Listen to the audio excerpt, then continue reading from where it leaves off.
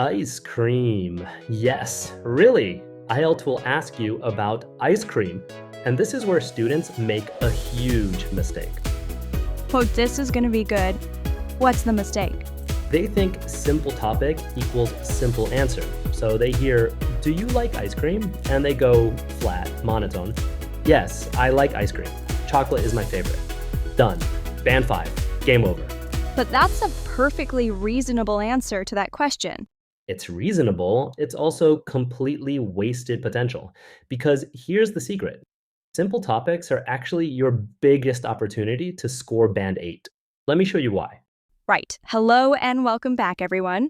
I'm Felicity, and that's Anthony, who is apparently about to defend the strategic importance of ice cream. I will die on this hill, Felicity. Okay, well, before we get into it, quick reminder for new listeners. Anthony has spent over a decade as an actual IELTS speaking examiner, thousands of real tests. So when he says this is what scores, it's not theory.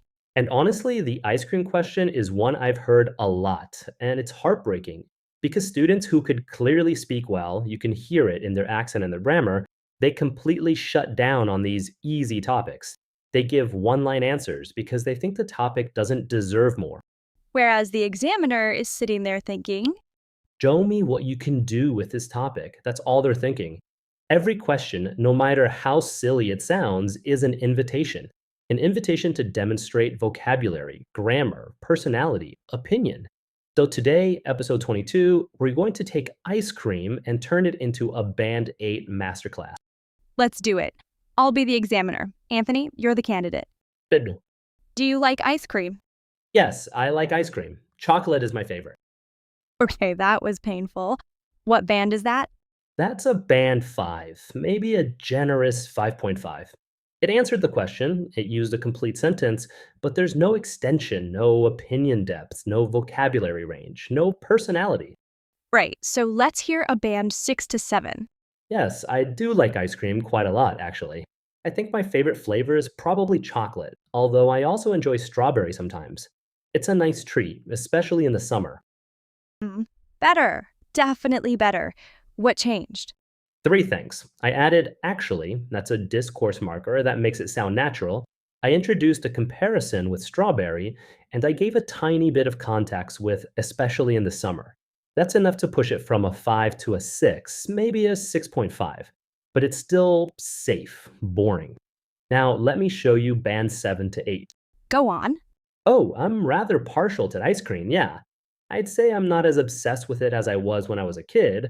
Back then, I could honestly eat it every single day, but there's still something quite comforting about it, especially after a long day. What I tend to go for these days is probably pistachio, actually. I suppose my taste has matured a bit, although, I'll never say no to a good chocolate fudge. Oh, that's gorgeous. Okay, walk me through it. Why is that a band 7 to 8? Right, so let me break this down because there's a lot happening in those few sentences. Technique number 1: sophisticated opinion phrases. Instead of "I like ice cream," I said "I'm rather partial to." That's idiomatic, it sounds native. Examiners hear that and instantly mark you up.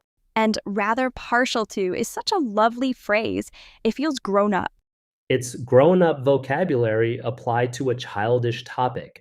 That contrast is exactly what scores.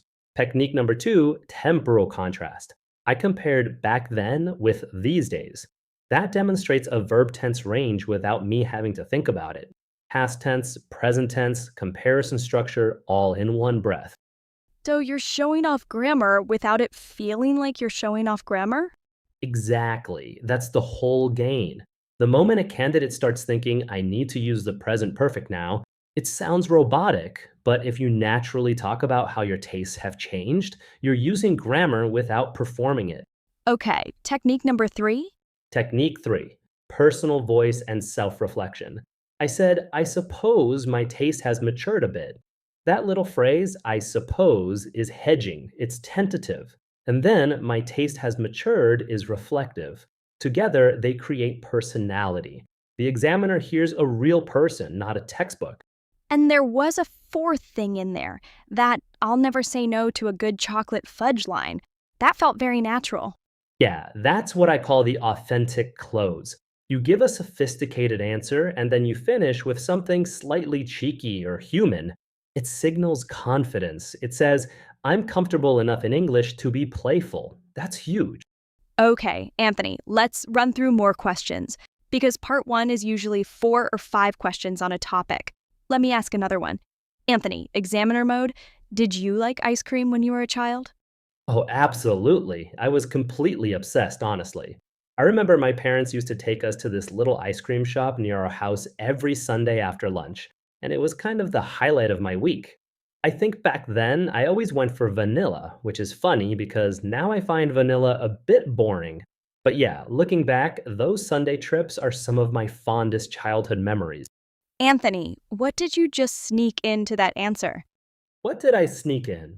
That sounded very similar to the techniques we covered last episode: emotional vocabulary, fondest childhood memories, connecting past to present.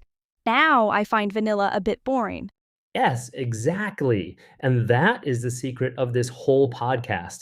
The techniques don't live in separate boxes. The emotional vocabulary you learn for part two memory questions, you can use it in part one. The temporal contrast we just covered, use it in part two. The hedging we use for sophisticated opinions, use it in part three. It's all one toolkit.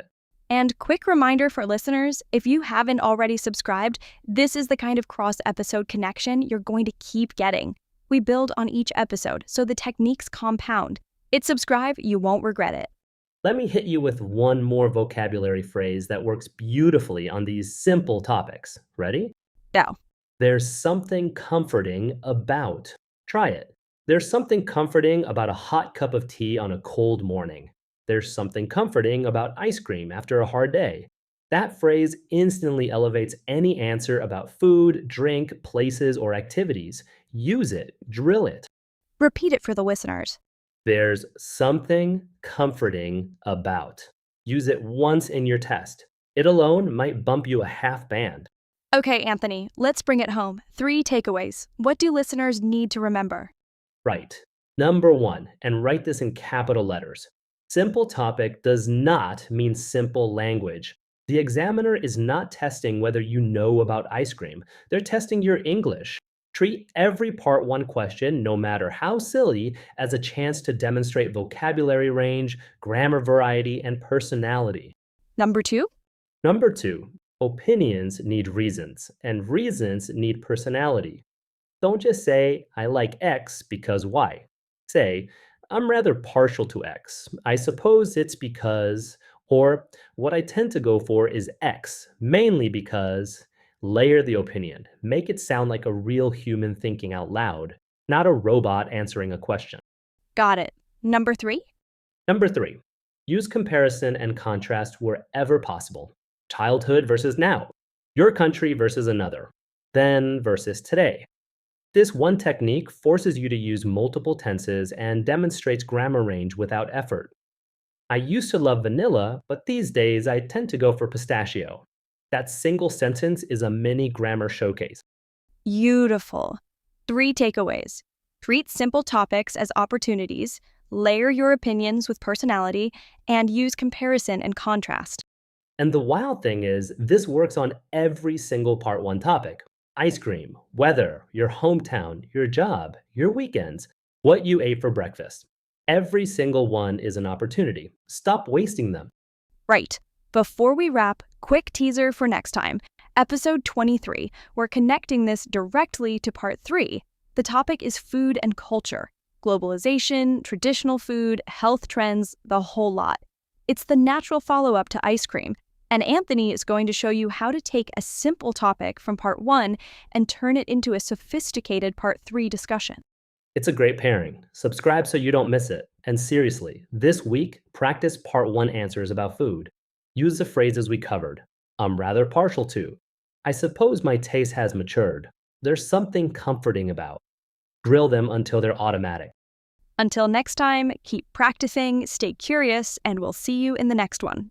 Cheers, everyone.